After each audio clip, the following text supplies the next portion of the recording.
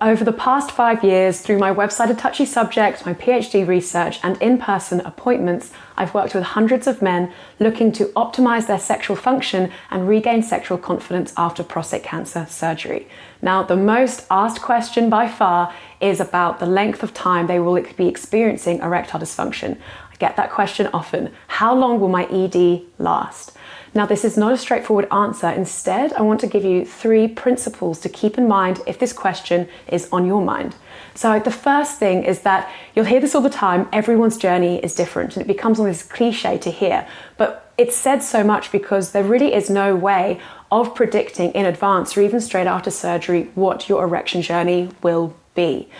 This is because there are so many variables involved. And if you go to the medical literature, you will see statistics on erectile dysfunction and recovery that range from anywhere from 10% to 90%. Again, it's just there's so many variables involved. It can depend on what clinic the data's come from. It can depend on how they're even defining erectile dysfunction. So it's often not useful to look at a specific statistic for this, but instead to be asking yourself, in your particular situation, what is going to be helpful for maximizing your recovery potential? What is helpful? What is going to put you on the side of statistics that you want to be on? It's about maximizing your chance rather than looking for a will I, won't I. It can't be known in advance. I think the second thing to keep in mind is that you're looking at a recovery journey that's likely to be measured in years and months rather than in weeks. It's very different to the continence recovery journey that I know so many men will have gone through first before they even start to think about their erections. It's not linear. You can have these long plateaus where you feel like nothing is changing at all. And progress isn't going to be that you don't have an erection one day and then you wake up tenting the sheet completely the next day.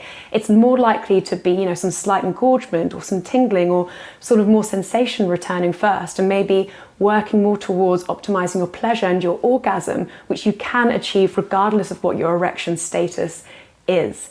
So it's keeping in mind the erection nerves surrounding the prostate, they can take 2 years or even we think longer to recover fully. So those are the nerves that are damaged during prostate surgery or traumatized slightly from the light and the heat of the operation. Those are the reasons that you're not achieving that erection even when you're feeling fully aroused. So the recovery time for those, again, it can be up to 2 years, maybe even longer. So keep in mind, that's 2 years of time that you can be working to just be maximizing your sexual health, maximizing blood flow, lots of other areas of your life that will feed into optimizing your sexual health and your sexual confidence. And I think that's a third thing to keep in mind. I've already kind of jumped ahead, but the third thing is that while you're experiencing erectile dysfunction after prostate surgery, that doesn't mean you have to be experiencing no erections at all or no sexual activity at all.